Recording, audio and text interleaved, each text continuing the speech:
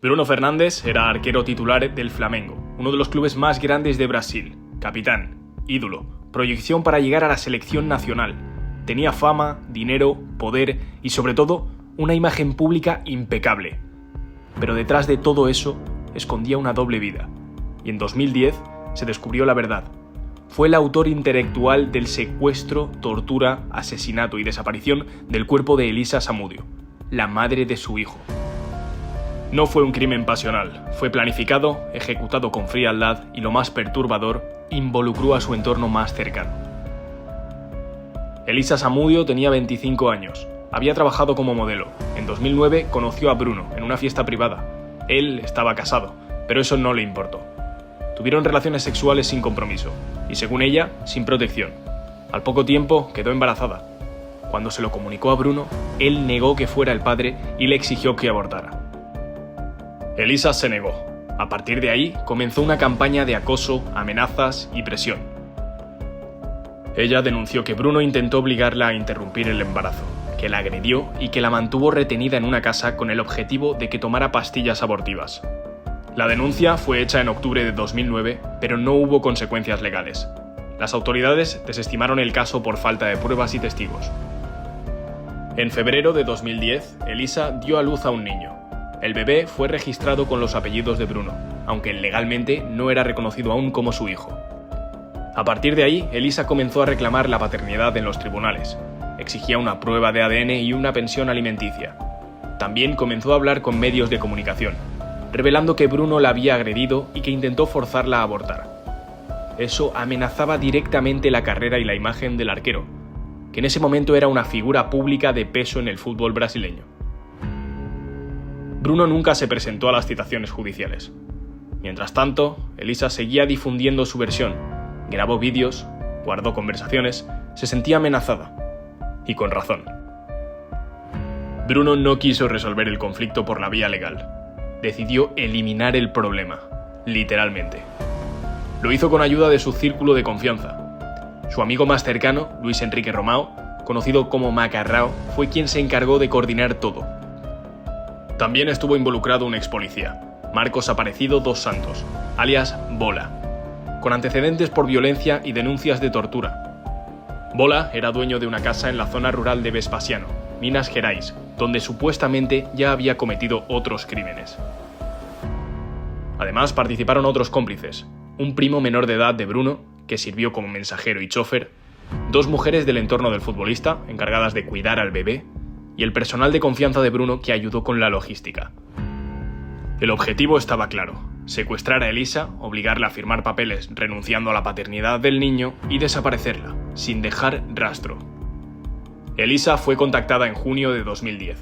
Le ofrecieron un encuentro con Bruno para que pudiera negociar la pensión y la visita al hijo. Ella aceptó.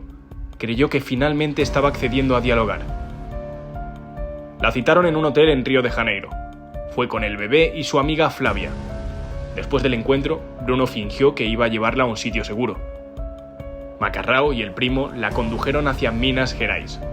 Ahí comenzó el secuestro. La llevaron a una casa en la ciudad de Esmeraldas, propiedad del propio Bruno. Estuvo retenida varios días, encerrada, sin teléfono, sin contacto, sin opción de salir. Estaba con el bebé. Durante ese tiempo, según el testimonio posterior del primo, Bruno fue a visitarla varias veces, la intimidaba, le ofrecía dinero si firmaba los papeles para renunciar a la paternidad del hijo. Ella se negó, se mantuvo firme. Entonces, Bruno dio la orden: acaba con eso. El día del asesinato, Elisa fue trasladada por Macarrao y el primo a la casa de Bola. El lugar ya estaba preparado. Según declaró el menor, Bola los recibió y tomó el control. Elisa fue atada, golpeada, estrangulada con una cuerda. Después, Bola desmembró el cuerpo, utilizó cuchillos y herramientas. Los restos fueron enterrados en el patio y partes del cuerpo, según la declaración judicial, fueron dadas como alimento a sus perros Rottweiler. Sí, esa fue la forma en que se deshicieron del cadáver, de manera que no pudiera ser identificado, ni rastreado, ni siquiera encontrado. Hasta el día de hoy, el cuerpo de Elisa nunca apareció. Mientras todo esto ocurría, el bebé, de apenas 4 meses, fue entregado a una mujer cómplice. Fue abandonado en la puerta de una casa en Ribeirão das Neves con una nota que decía que era hijo de Bruno. La mujer que encontró al bebé lo entregó a las autoridades. Se hizo la prueba de ADN y el resultado fue concluyente. El niño era hijo biológico de Bruno Fernandes. En ese momento, la policía empezó a sospechar que algo grave había pasado con la madre. Durante los días siguientes, Elisa fue declarada desaparecida.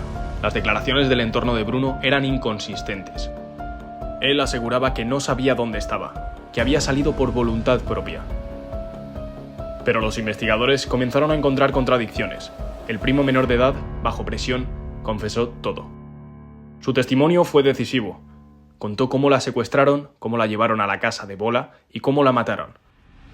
Identificó los coches usados, las casas, los nombres de los involucrados y los detalles del crimen. La policía obtuvo órdenes de arresto. Bruno fue detenido el 7 de julio de 2010. Tras la confesión del primo, la policía actuó rápido. El primer arrestado fue Bruno. Lo detuvieron en la casa de un familiar, en Minas Gerais. Lo sacaron esposado delante de las cámaras.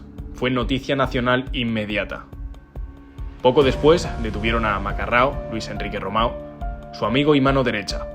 También a Marcos Aparecio dos Santos, alias Bola, la mujer que cuidó al bebé, y otras personas que habían facilitado la logística del crimen. Todos negaban participación directa, pero las pruebas ya empezaban a acumularse. La policía encontró restos de sangre en la casa donde Elisa estuvo retenida. La prueba de ADN confirmó que era de ella. También hallaron pañales, biberones y ropa del bebé en esa misma vivienda. Cámaras de seguridad mostraban a Macarrao y al primo conduciendo el coche en el que se llevó a Elisa. El registro de llamadas confirmaba contactos constantes entre Bruno, Macarrao y Bola los días del secuestro y asesinato. El testimonio del primo fue sólido, dio detalles que coincidían con las pruebas físicas. Además, se descubrió que Bruno había mandado limpiar el coche utilizado y ocultar pruebas. Bruno, desde el primer día, negó su participación. Dijo que no sabía nada, que Elisa se fue por su cuenta, que él no tenía ninguna responsabilidad. Pero su coartada tenía lagunas. Las pruebas lo contradecían. Las llamadas estaban registradas y el testimonio del primo lo dejaba expuesto. Bruno no mostraba arrepentimiento. Parecía más preocupado por su imagen que por lo ocurrido. Durante los interrogatorios fue frío.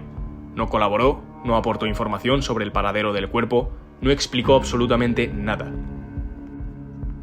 Macarrao era la persona de máxima confianza de Bruno. Estaban juntos desde las divisiones inferiores del fútbol. Vivía con él, sabía todo. Fue quien organizó el secuestro, el traslado y la entrega a Bola. Era el encargado de mover a Elisa sin dejar rastros. Bola, por su parte, era un expolicía con fama de violento. Ya tenía denuncias por tortura y desapariciones. Tenía perros de raza entrenados para atacar, y su casa en Vespasiano ya había sido investigada antes. Según el primo, fue Bola quien ejecutó a Elisa. La golpeó, la estranguló, desmembró el cuerpo y dio parte de los restos a los perros. La policía nunca pudo encontrar el cuerpo. El juicio comenzó en marzo de 2013. Fue seguido por toda la prensa nacional, transmitido minuto a minuto en los medios brasileños. El Ministerio Público presentó más de 40 pruebas y 10 testigos. El eje del caso fue la confesión del primo. Aunque menor de edad, fue clave. Su relato coincidía con las llamadas, los movimientos, las fechas y los lugares. Bruno intentó minimizar su rol. Dijo que no quería que la mataran, que solo buscaba que Elisa se alejara. Macarrao rompió el pacto de silencio. Dijo que Bruno sabía todo, que él fue quien ordenó la desaparición, que nunca se actuó sin su autorización.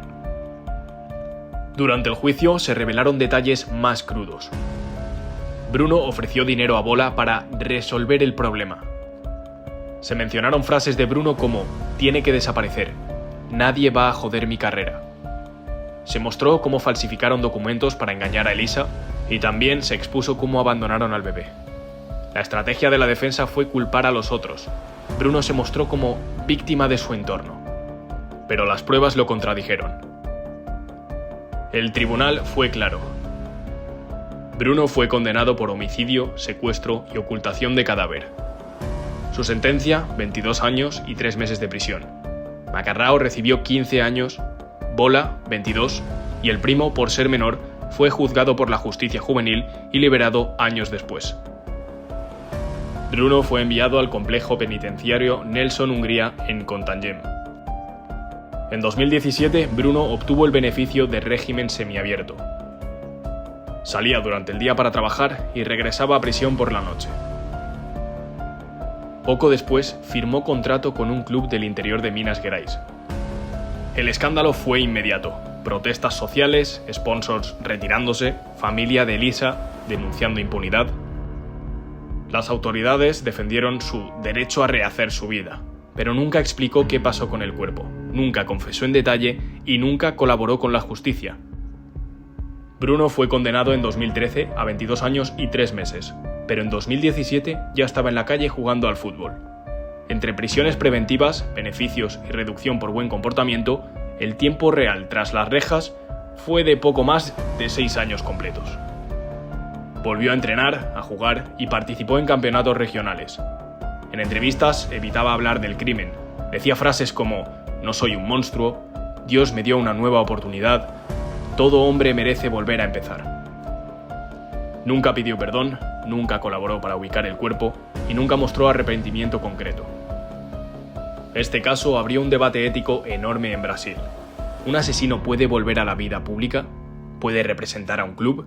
¿Puede ser ejemplo para jóvenes? ¿Es justo que alguien que descuartizó a la madre de su hijo vuelva a ser profesional del deporte? Si llegaste hasta aquí, cuéntame qué opinas. ¿Crees que la justicia fue suficiente? ¿Merecía Bruno volver al fútbol profesional? ¿Hay segundas oportunidades para alguien que planeó y ejecutó un crimen como este?